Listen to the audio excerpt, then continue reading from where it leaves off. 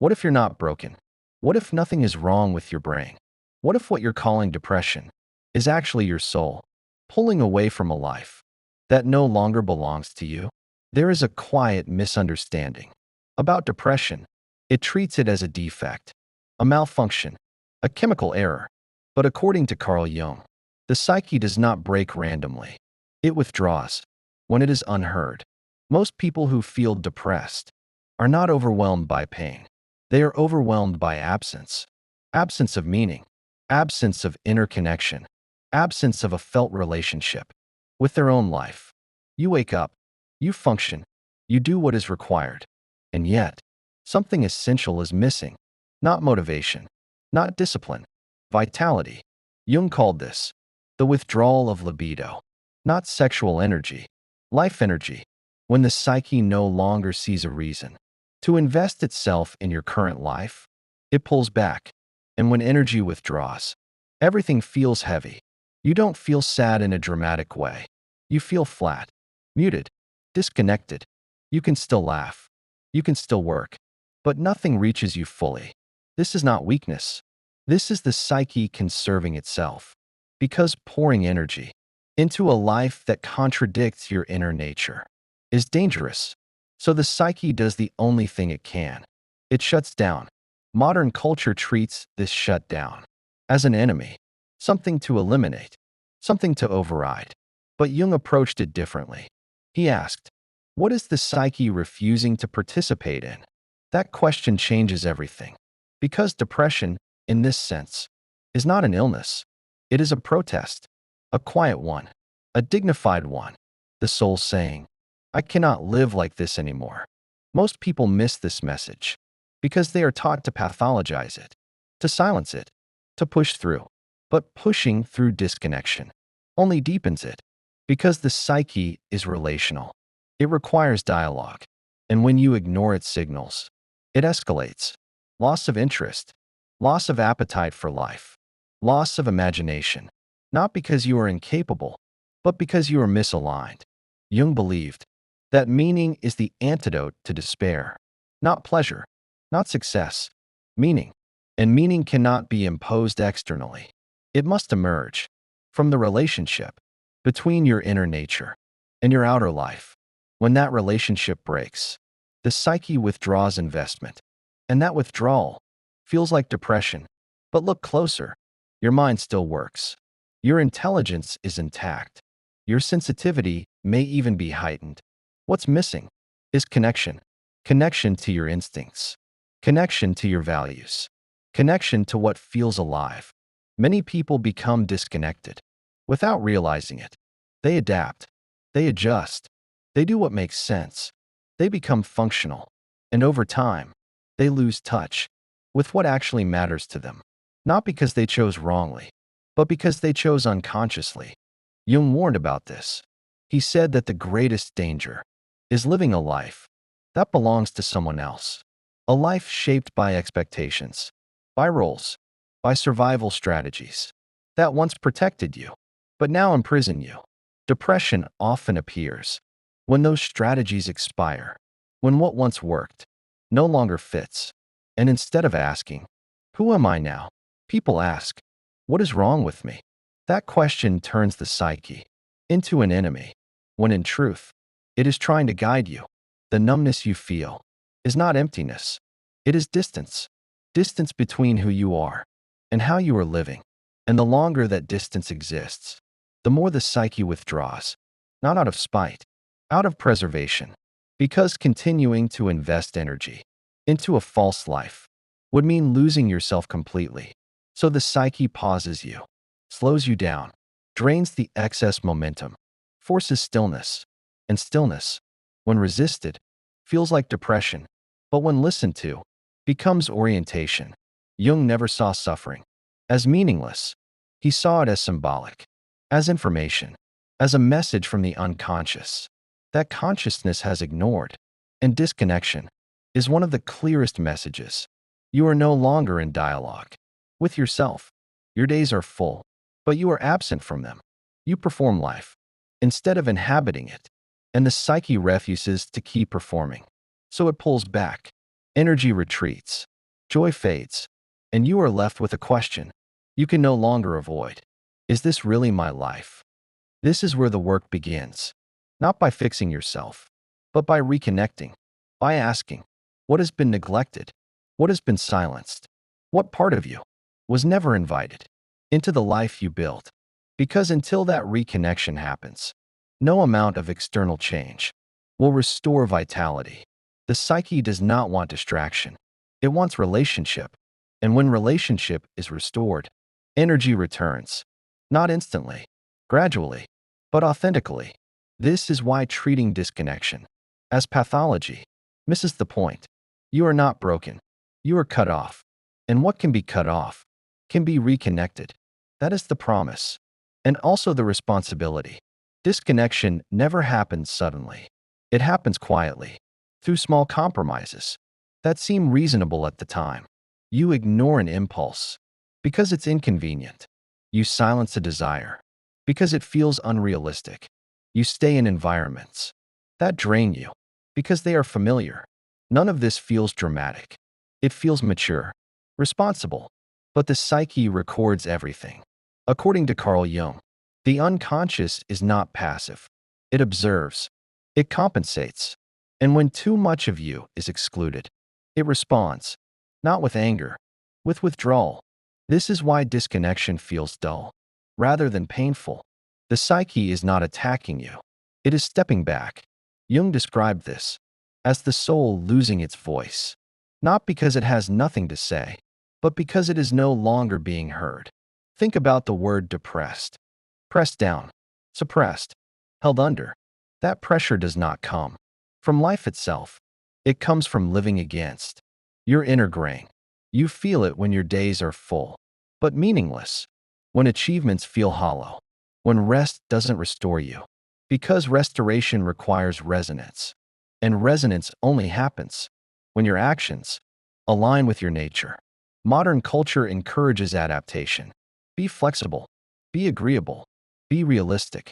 Jung warned that excessive adaptation leads to neurosis, because adaptation without self-reference becomes self-erasure.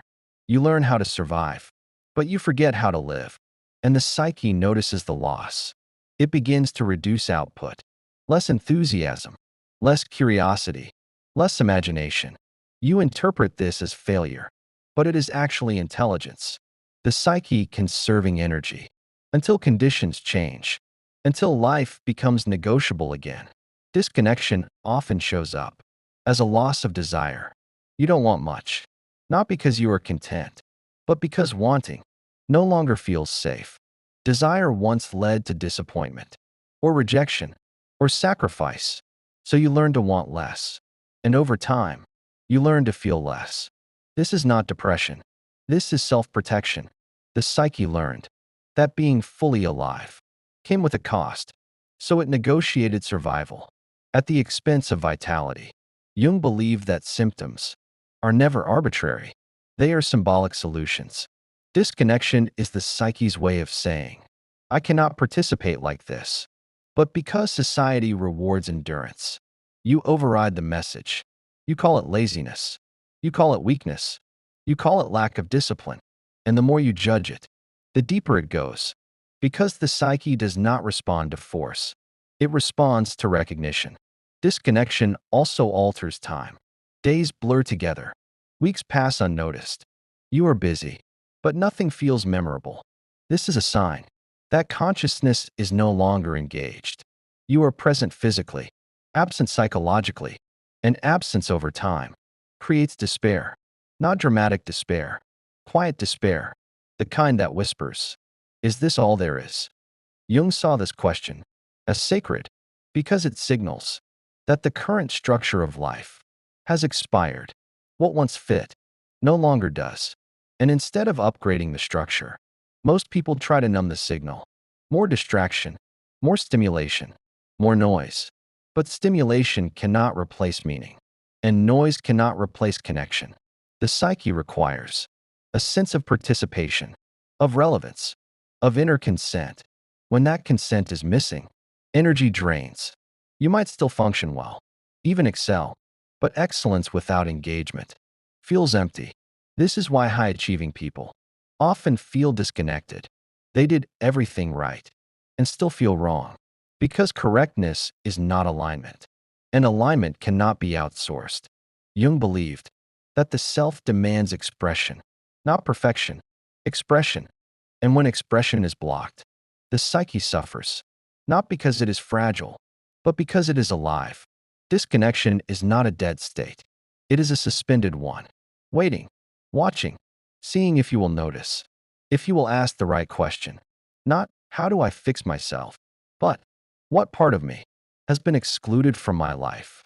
That question begins reconnection, because it invites dialogue, and dialogue restores relationship. The psyche does not need solutions first. It needs acknowledgement, and acknowledgement is the first movement toward wholeness. This prepares you for the most difficult realization. Reconnection requires change, not just insight, but action, not dramatic action, honest action. Reconnection sounds gentle, but it is not comfortable, because to reconnect, you must face what you disconnected from, and that is rarely neutral. Most people disconnect, not because they are careless, but because something once hurt, a desire that was shamed, a truth that was rejected, a part of you that was unsafe to express. So the psyche adapted.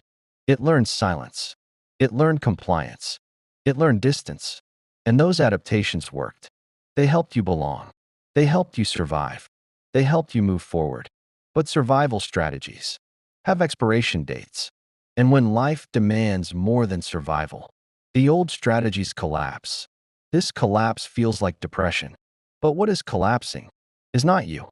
It is the false structure you lived inside. According to Carl Jung, the psyche cannot remain divided indefinitely. What is split off will always seek reunion. This is why reconnection begins with tension.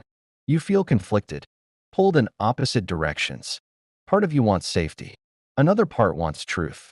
And for the first time, you cannot ignore that second voice. It grows louder the more you suppress it. This is where many people panic. They mistake inner conflict for instability. They want relief, not realization. So they look for ways to quiet the signal. But quieting the signal is what created disconnection. In the first place, reconnection asks something different. It asks for honesty, not dramatic honesty, quiet honesty, the kind that admits, I am not living in alignment. That admission is not self-criticism. It is self-contact. And contact restores circulation. Energy does not return because circumstances change. It returns because truth is allowed. This is why reconnection often brings grief. You mourn time lost. You mourn versions of yourself that were never lived. You mourn choices made unconsciously. This grief is not regression. It is integration. Jung believed that mourning is necessary for growth because you cannot move forward while pretending the past didn't cost you. Disconnection numbs pain. Reconnection reintroduces feeling, and feeling can be overwhelming at first, not because it is too much, but because you have been distant for so long. Sensitivity returns before strength does. You feel raw, exposed, uncertain. This is not weakness. This is recalibration. The psyche reopening channels that were shut down for years. Reconnection also disrupts identity. You realize some of the things you thought were you were roles, masks, adaptations, and beneath them is something less polished, less certain, but more alive. Jung called this encounter the meeting with the self, not the ideal self, the real one, the one that does not care if it is impressive, only if it is true. This meeting changes your priorities. Things that once mattered lose urgency. Things you ignored begin to demand attention. You become less tolerant of superficial connection, less willing to trade meaning for approval. This shift can feel destabilizing. Relationships may strain. Environments may feel wrong, not because they changed, but because you did. And reconnection does not negotiate with false belonging. It asks for congruence. This is where courage is required. Not dramatic courage, quiet courage, the courage to disappoint others, instead of abandoning yourself, the courage to move slowly, instead of forcing clarity, the courage to sit in uncertainty without numbing it. Jung believed that the psyche heals through symbol and action, not through avoidance. Small actions of honesty carry enormous weight. Saying no when you mean no, resting without justifying it, listening to your body instead of overriding it. These are not lifestyle choices. They are psychological repairs.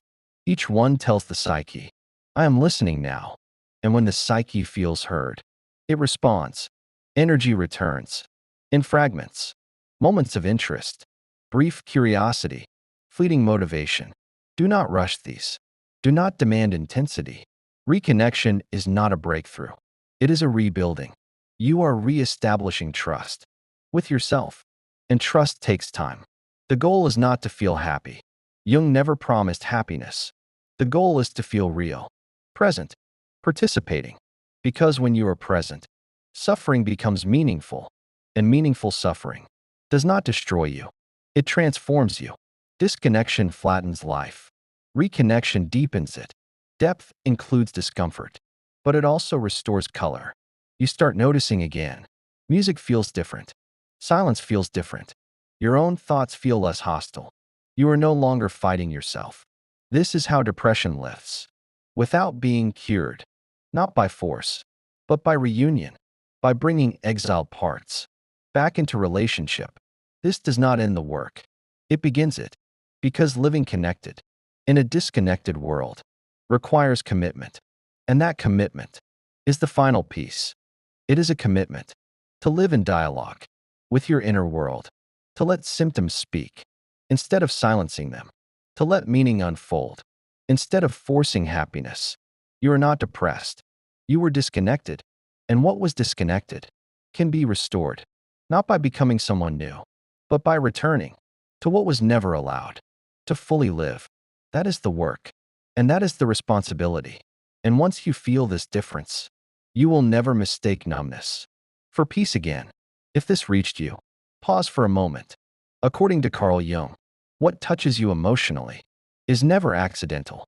It means something in you is ready to be brought into consciousness. This channel is not here to distract you from your life. It is here to help you enter it more honestly. So if you're willing to stop treating numbness as normal, to stop mistaking disconnection for peace, and to begin listening to what your inner world has been trying to say, subscribe, not for motivation, not for certainty, but for depth, reflection, and psychological truth. Leave a comment with one word that captures what you felt while listening, not for engagement, for awareness. Because what you can name, you can integrate.